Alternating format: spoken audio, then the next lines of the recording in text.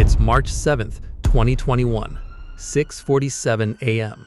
A Belgian police unit surrounds a nondescript warehouse in Antwerp.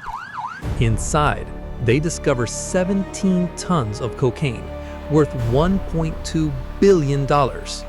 But hidden beneath the drugs, officers find something else.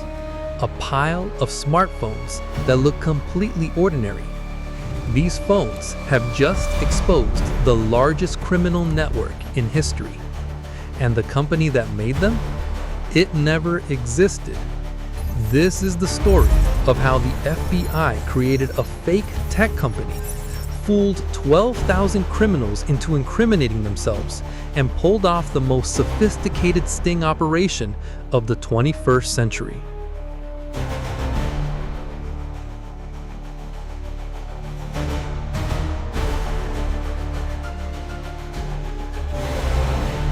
For decades, law enforcement had been losing the war on organized crime. The reason? Technology. By 2018, criminal organizations had discovered encrypted messaging apps like Signal and Telegram. But even these weren't secure enough for the world's most dangerous criminals. They were using something else, specially designed encrypted phones, with all features removed except messaging. No internet, no app store, just pure, unbreakable communication. Drug cartels coordinated billion-dollar shipments. Hitmen discussed murder contracts. Money launderers moved millions across borders. And law enforcement couldn't read a single message. FBI Special Agent Nicholas Chevron stares at his computer screen in frustration. 3 years of investigating major drug networks, and they're no closer to breaking the code. He doesn't know it yet, but he's about to become the architect of the most audacious law enforcement operation in history. The breakthrough comes from an unlikely source, a criminal informant with connections to the encrypted phone industry. This informant approaches the FBI with an extraordinary proposition. What if, instead of trying to crack encrypted communications, they created their own? The idea is almost too simple. Build a fake encrypted phone company, market it exclusively to criminals, and watch as the world's most dangerous people incriminate themselves. FBI leadership initially thinks the plan is insane, but as they analyze the potential, they realize something incredible. If it works, they could infiltrate every major criminal organization simultaneously. The operation gets a code name, Trojan Shield. The FBI partners with the Australian Federal Police, who provide crucial technical expertise. They need to create more than just phones. They need to build an entire fake company that criminals will trust with their lives. Enter Anom, a seemingly legitimate tech startup specializing in secure communications. The phones themselves are masterpieces of deception. Built on modified Android devices, they look like high-end encrypted handsets. The messaging interface is clean, professional, exactly what criminals expect. But hidden in the code is the FBI's secret weapon. Every single message sent through ANØM is automatically copied and transmitted to a server in the United States. The criminals think they're using the world's most secure communication system. In reality, they're sending their confessions directly to law enforcement. March 2018, the first ANØM phones hit the criminal underground. Marketing a fake company to criminals requires a completely different strategy than traditional business. There are no advertisements, no public launches. Everything spreads through word of mouth. The FBI's informant becomes their first salesman, recommending ANØM phones to his criminal contacts. The pitch is perfect. Absolute security. No law enforcement interference. Trusted by the most successful criminal organizations. The phones are expensive, $1,700 each with a $1,250 annual subscription. But for criminals moving millions of dollars, the cost is negligible compared to the value of secure communication. Within 6 months, ANOM has 3,000 users across 100 criminal organizations. The messages flowing into FBI servers reveal a hidden world of international crime.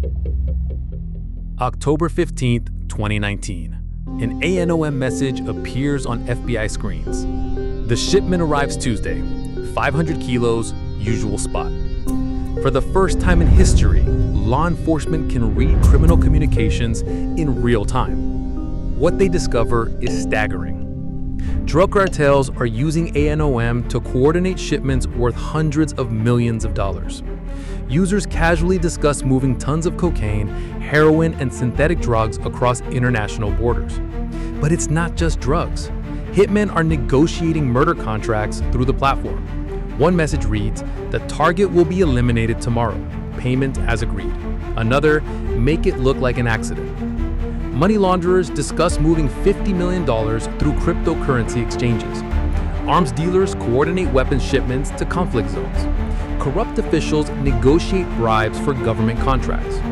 The FBI realizes they're not just monitoring criminal communications, they're watching the entire global criminal economy operate in real time. Agent Chevron reviews the intelligence reports, and the scope is overwhelming. ANOM has become the WhatsApp of the criminal world. By 2020, ANOM has grown beyond the FBI's wildest expectations. The user base explodes to 12,000 criminals across 300 plus organized crime groups. The phones are being used in Australia, Europe, South America, and Asia.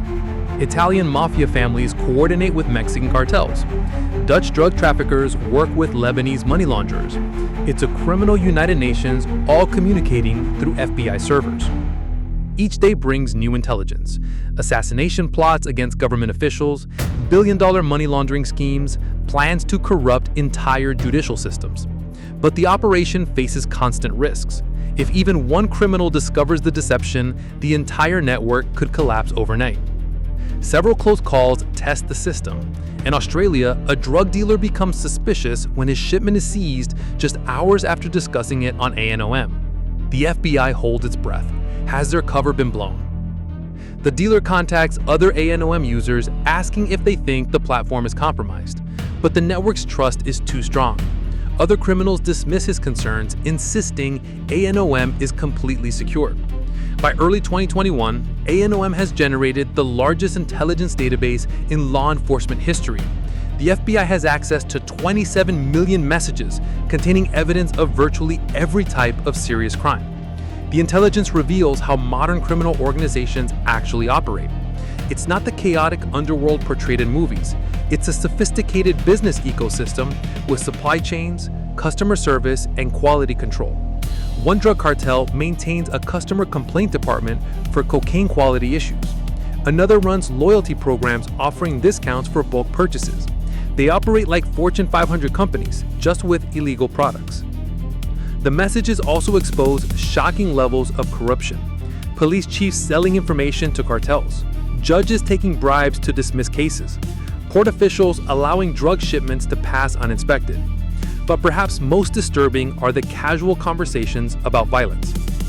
Murder is discussed like any other business transaction. Handle the problem permanently, one message reads. Cleanup required on the Johnson situation, states another. Agent Chevron reviews 3 years of accumulated intelligence. The evidence could dismantle criminal organizations across 6 continents. But they face a critical decision: continue gathering intelligence or act on what they have. The choice is made for them when several criminal organizations begin planning coordinated attacks on government facilities. The FBI can't wait any longer. June 8, 2021, 6 a.m. Operation Ironside launches simultaneously across 16 countries.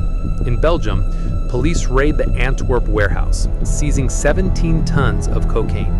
In Australia, officers arrest the leader of an international drug syndicate.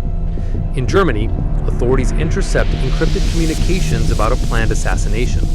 It's the largest coordinated law enforcement operation in history. Over 4,000 officers participate in simultaneous raids across 4 continents. The criminals have no warning. Until this moment, they believed Anom was completely secure. Many are arrested while actively messaging on their phones, still trusting the system that's been betraying them for 3 years. In total, law enforcement arrests 800 plus criminals in a single day.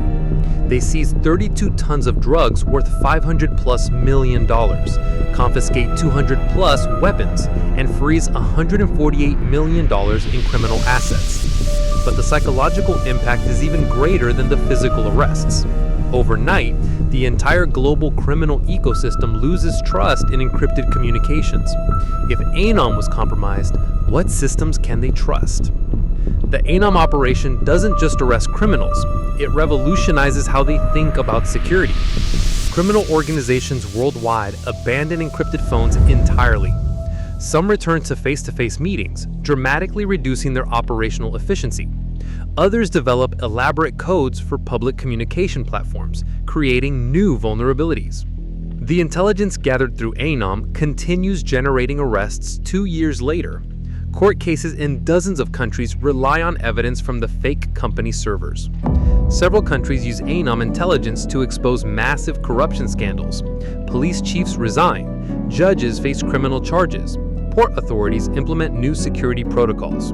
But the operation also raises uncomfortable questions about privacy and surveillance.